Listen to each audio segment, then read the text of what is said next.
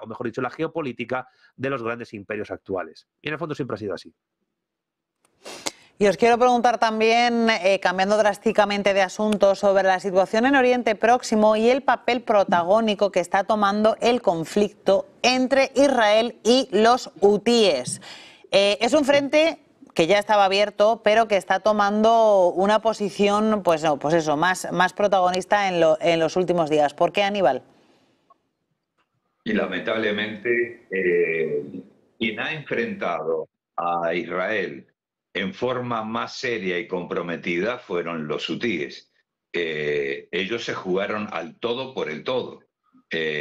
Inclusive, mirándolo desde algún punto de vista más técnico, hicieron mucho más esfuerzo que Hezbollah, que está de lado, ¿cierto? Los hutíes tienen un compromiso moral prácticamente con Palestina. Ellos mismos se lo implantaron, nadie les fue a pedir, ellos se lo implantaron y lo van a seguir al pie de la letra hasta el último fin de las consecuencias cual sean. Creo que sí, que están con un armamento muy poderoso. Pueden venir de dos lados diferentes, ya sea de Irán o de otra parte, más creo que tienen su propia fabricación en su búnker, indudablemente, porque lo están tomando sin miedo. Están enfrentándose a Estados Unidos, Reino Unido y a Israel, y no dan un paso atrás. Y eso, por cierta forma, por cierto lado, es admirable para un país que está en la gran miseria, destrozado totalmente, y creo que esto va a ir todavía más lejos, lamentablemente, ¿no? Israel ya está dispuesto a hacer un bombardeo mucho más grande y poderoso de lo que ha hecho hasta ahora. Creo que lo van a hacer en conjunto con Estados Unidos, porque siempre actúan juntos en estos casos. Creo que Arabia Saudita inclusive puede permitir el uso de territorio, del espacio aéreo, y si lo hace sería cómplice también en esto, y tal vez pueda traer algunos problemas para Arabia Saudita. O tal vez Arabia Saudita diga no. Hasta el momento no tengo esa información, si lo acepta o no, pero puede ocurrir. Y creo que sí, que para Israel los hutíes han sido, o Ansarolá, han sido la piedra en el zapato mismo, por la amenaza que significa, por el alcance que tienen y llegar a donde ellos quieran llegar, y que no los pueden parar. Eso es lo que más le duele en el orgullo a Israel, es no poder detener esos misiles de los hutíes. Pues me parece un tema interesante, papel de los países que hay alrededor de Israel, ese papel de Arabia Saudí, esas relaciones entre Israel y Yemen, y esa posibilidad de que Estados Unidos ayude a Israel a intentar acabar con los hutíes. Luis Rodrigo, ha abierto muchos frentes, Aníbal. Sí, y aquí también pues tenemos que recordar ciertas cosas que han sucedido en las últimas semanas y que han permitido que Israel pueda estar un poco más tranquilo en ciertos sentidos de lo que lo estaba anteriormente. Lo que ha sucedido en Siria no es baladí, el régimen de Bashar al-Assad ha caído, por extensión ha supuesto una bofetada también a Irán, ha supuesto una bofetada a esos que amenazan directamente la supervivencia propia del Estado de Israel, y ha consolidado ciertos posicionamientos de aquellos países que sí reconocen al Estado de Israel, o que por lo menos mantienen relaciones de cordialidad con él. Entre ellos pues hay que incluir a Turquía, por ejemplo. Sí que es verdad, como decía Aníbal, que los hutíes, sin tener nada, están dándolo todo, y eso es innegable, no podemos descartar eso, pero quizá por ese mismo motivo de que no tienen nada que perder, pues están, no tienen miedo de llegar hasta las últimas consecuencias, no tienen nada que perder, por tanto, pues podemos jugárnoslo todo, ¿no?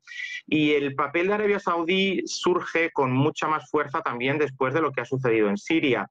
Arabia Saudí o Siria estaba muy conectada con Irán, enemigo de Arabia Saudí, por tanto, igual que decía que hay algunos estados que han recibido una bofetada después de lo sucedido en Siria y otros que no. Bueno, pues entre los beneficiados o entre el bando, entre comillas, ganador, podemos incluir a Arabia Saudí. Arabia Saudí, que en los últimos años ha demostrado que bueno, tiene una línea menos reticente a tratar con Israel. Incluso se debatía la posibilidad de un nuevo acuerdo de Abraham que incluyera a Arabia Saudí, el reconocimiento de del Estado de Israel por parte de Arabia Saudí, o por lo menos si no de un reconocimiento explícito, sí de una mejora sustancial de las relaciones, precisamente porque bueno, los enemigos son comunes, ambos están enfrentados a Irán. En Siria, pues el régimen de Bashar al-Assad, por las conexiones que tenía,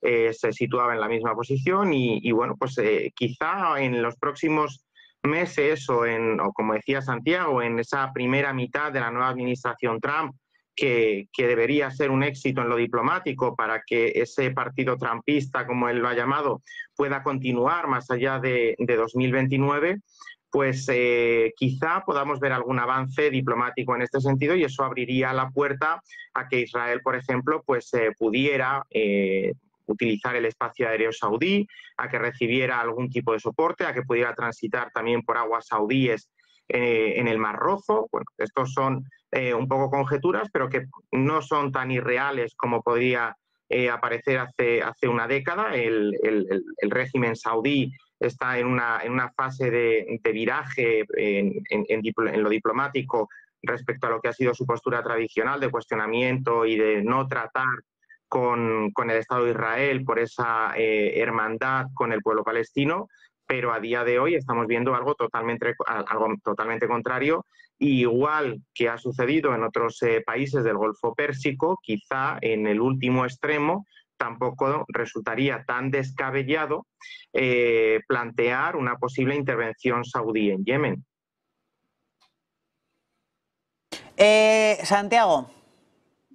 Y luego igual le doy la palabra a Aníbal, que ha puesto así un gesto que a lo mejor quiere intervenir. Santiago. A ver, los hutíes, aunque tienen elementos sunitas dentro de su organización, no dejan de ser el último bastión que le queda al chiismo dentro del mundo árabe, después de que se cortara, se descabezara a Hezbollah, que todavía está en proceso de recomposición, y después de que el corredor chiita se haya caído después precisamente de la caída de un régimen como el de Bashar al-Assad, que era proclive a que se construyera ese corredor chiita, esa media luna chiita que podía ir desde la antigua Persia a Irán hasta el Mediterráneo. La cuestión es que de alguna manera, aunque haya de vez en cuando desencuentros, el wahabismo saudí y el sionismo de Israel tienen muy buena relación, y ninguno de los dos, ninguna de estas facciones político-religiosas quieren que el chiismo pueda salir de Irán, pueda tener algún tipo de pregnancia en el mundo árabe y sobre todo cerca de Egipto y cerca del mar Mediterráneo. Tampoco Turquía está interesada. A pesar de que ha habido un acercamiento entre Irán y Arabia Saudí, y a pesar de que Arabia Saudí e Irán comparten membresía, cada uno a diferente escala dentro de los BRICS, y dentro de que China ha conseguido un gran éxito diplomático al sentar a las dos grandes facciones del Islam enfrentadas a través de los dos grandes estados del Islam. No hay que olvidar que la Meca y Medina están en Arabia Saudí, y el estado donde estén territorialmente las dos grandes ciudades del Islam es el estado que de alguna manera organiza a todo el Islam de manera entero, por lo menos al suní. Pues esto, claro, supone un problema no ya solo de cara a los intereses geoestratégicos de Arabia Saudita dentro de la península arábiga y dentro de lo que es el mundo islámico. Entre otras cosas porque en las costas del Golfo Pérsico, en la propia Arabia Saudí, tiene una población chiita importante, aunque minoritaria. Y los hutíes, que además de ser la mayoría chiitas, tienen un nacionalismo yemení bastante pronunciado, que desde el año 2011-2012 pues han heredado una cierta dosis de movimiento político nacionalista que se podría decir, como se diría en el siglo pasado, de liberación nacional. Además hay que tener en cuenta que dentro de esas alianzas políticas yemeníes pues hay una cierta herencia de los movimientos políticos comunistas que en el Yemen del Sur se organizaron allá por la década de los 60, 70 y 80, hasta el año 90, donde se dio la reunificación del Yemen, porque no solo era Alemania y Corea los estados que estaban partidos por la Primera Guerra Fría, también el Yemen lo estaba. Entonces, en ese sentido, a Israel no le conviene digamos, tener ningún tipo de fuerza chiita contraria, porque son, de hecho, los musulmanes chiitas los más hostiles dentro de Asia Occidental a la propia existencia del Estado de Israel. No así tanto los suníes, a pesar de que Hamas es una organización islamista suní, pero Hamas apoya a los hutíes también.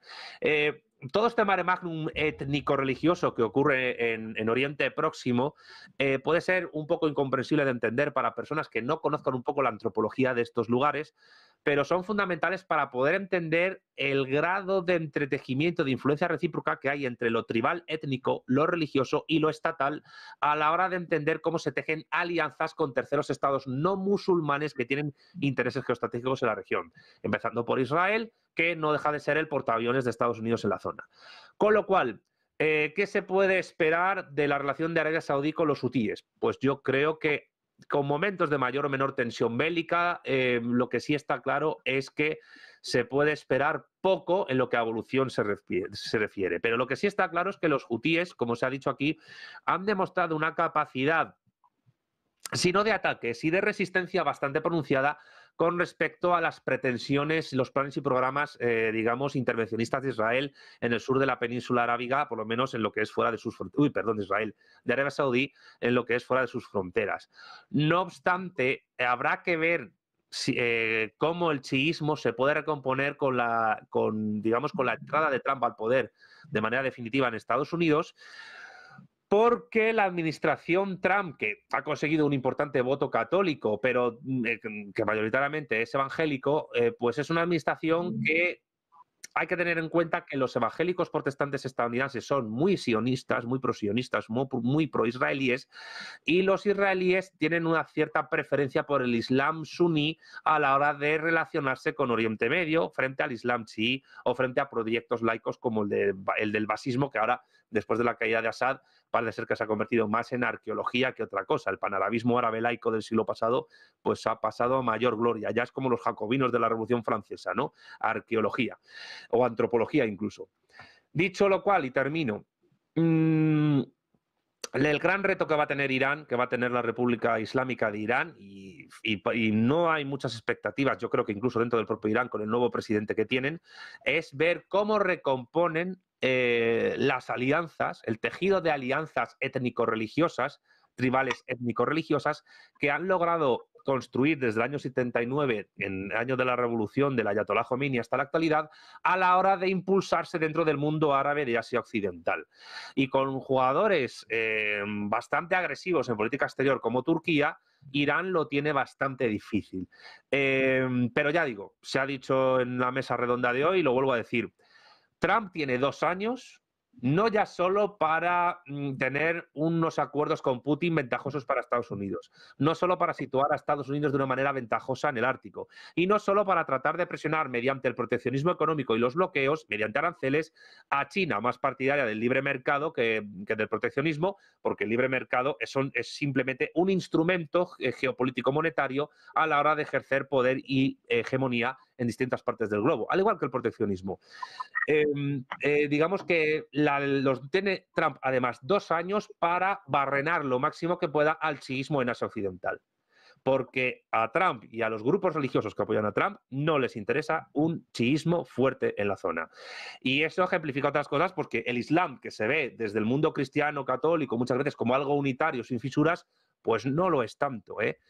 Hay 2 Islam, o por lo menos 3, están los ibadíes en Omán, que van a su bola, pero evidentemente a Washington no le interesa un Irán potente, no le interesa un Irán poderoso, porque un Irán poderoso implica un chiismo potente en el mundo árabe que le puede pues rascar la barbilla un poco al sunismo de corte wahabita / salafista que ha sido hegemónico en las últimas décadas en el mundo árabe, y particularmente los países que tienen costa con el Índico, el Golfo Pérsico y el Mar Rojo. Hay una geopolítica islámica muy interesante, y los hutíes, con las limitaciones que tiene un país tan pobre como Yemen, la verdad es que lo están haciendo bastante bien.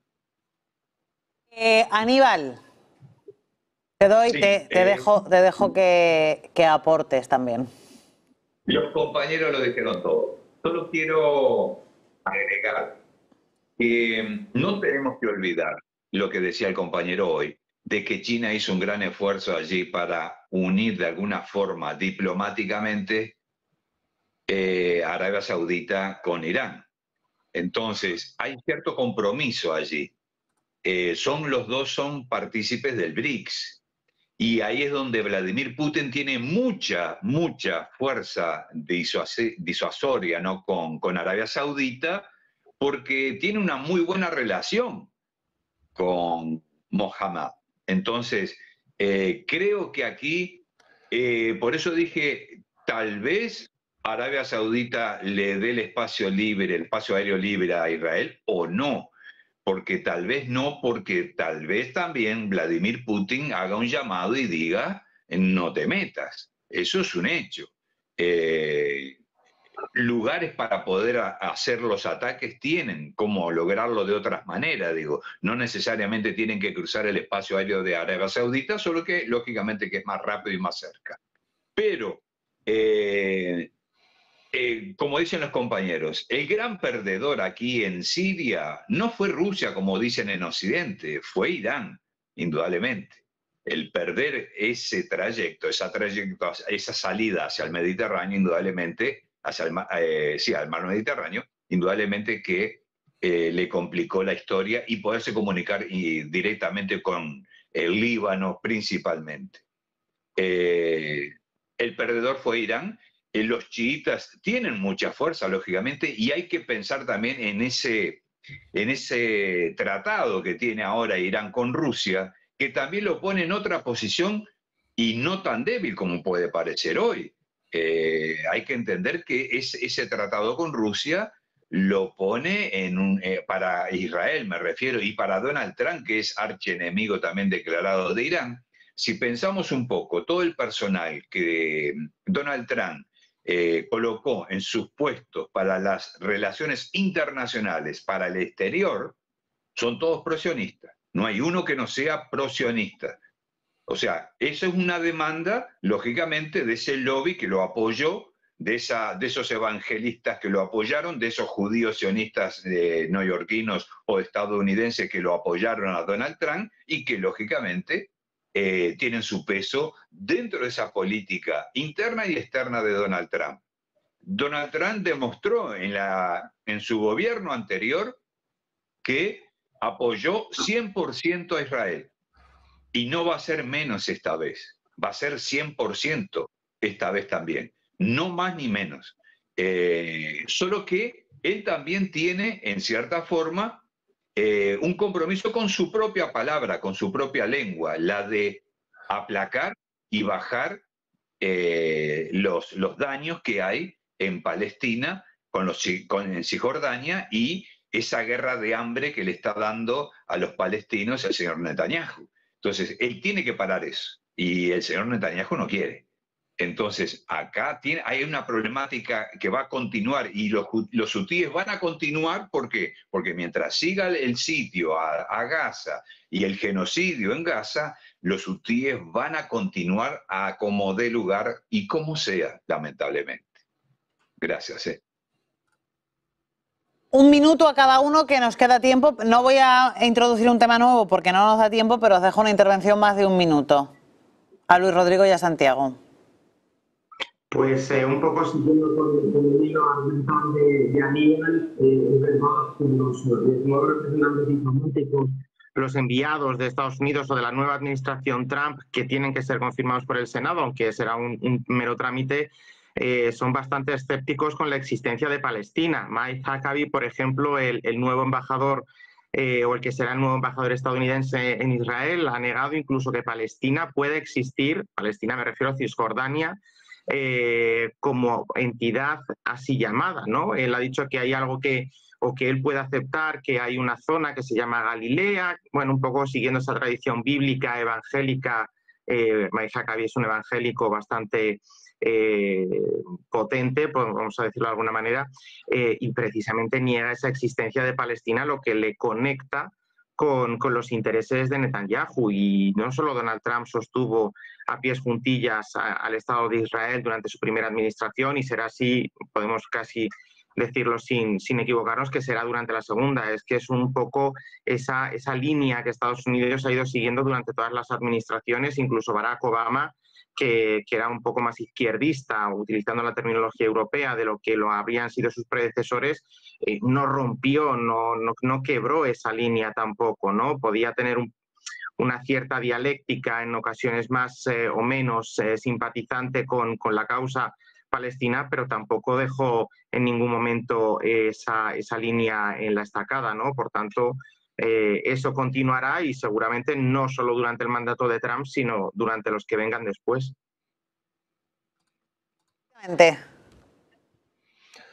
Muy brevemente, como diría Chiquito de la Calzada, que en paz descanse, la cosa está muy mala. Entonces, solo queda esperar, analizar las cosas con frialdad y ver qué ocurre, como hacemos siempre en Negocios Televisión. Gracias por compartir con nosotros este programa de hoy posnavideño. Aníbal González, experto en geopolítica, Luis Rodrigo de Castro, profesor de Relaciones Internacionales en la Universidad CEU San Pablo, y Santiago Armesilla, director del Instituto Beatriz Galindo La Latina. Un placer y gracias a los tres. Feliz a vosotros. Feliz Navidad y feliz año a los tres. Pausa publicitaria en Todo es Geopolítica y volvemos en unos instantes para actualizar la información aquí en Negocios Televisión.